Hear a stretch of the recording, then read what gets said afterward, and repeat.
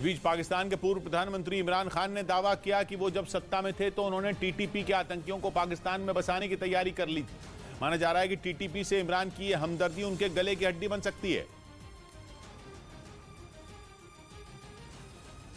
और उन्होंने टीटीपी के आतंकियों को अपने यहां बसाने की इमरान खान की योजना पर पानी फेर दिया था, क्योंकि वो जानते थे कि अगर एक बार टीटीपी के लड़ाके उनके इलाके में बस गए तो फिर वो नासूर बन जाएंगे। लेकिन इमरान खान के इरादे तो कुछ और ही थे। उनके मुताबिक वो न केवल टीटीपी के आतंकियों को बसाना चाहते थे, बल्कि उनके परिवार वालों को 35-35 हजार रुपए भी देना चाहते थे। इतना ही नहीं, इमरान खान ने तालिबान की सरकार की तारीफ में जमकर कसीदे पढ़े, जिसके बाद माना जा रहा है कि उनकी मुश्किलें पाकिस्तान में और बढ़ सकती हैं। इमरान खान पहले से ही शहबाज शरीफ सरकार के निशाने पर है और अब टीटीपी के आतंकियों से उनकी हमदर्दी सामने आने के बाद आने वाले दिन इमरान खान के लिए मुसीबत भरे हो सकते हैं। इधर उत्तर प्रदेश के बागपत में कई मकानों में दरार पड़ने से दहशत फैल गई।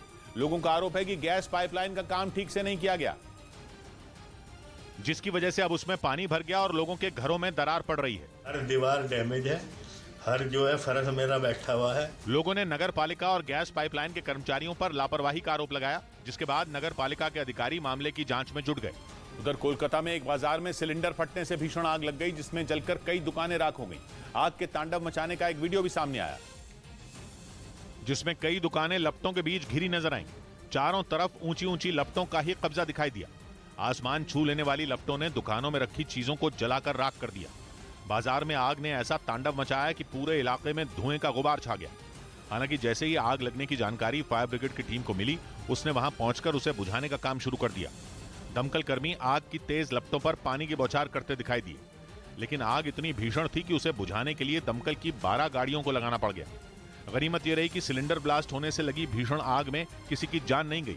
इस बीच खबर है कि जर्मनी पर अमेरिका और यूके दबाव बना रहे हैं कि वो अपने आधुनिक लेपर्ड 2 टैंकों को रूस के खिलाफ जंग में यूक्रेन भेजे, और अगर ऐसा हुआ तो पुतिन की सेना के लिए तनाव बहुत ज्यादा बढ़ सकता है, क्योंकि जर्मनी के इन टैंकों को जंग के मैदान का बड़ा योद्धा माना जाता है। ये टैंक दुश्मन की बख्तरबंद गाड़ियों पर लगे करीब 450 मिलीमीटर तक के कवच को भेदने का दम रखते हैं।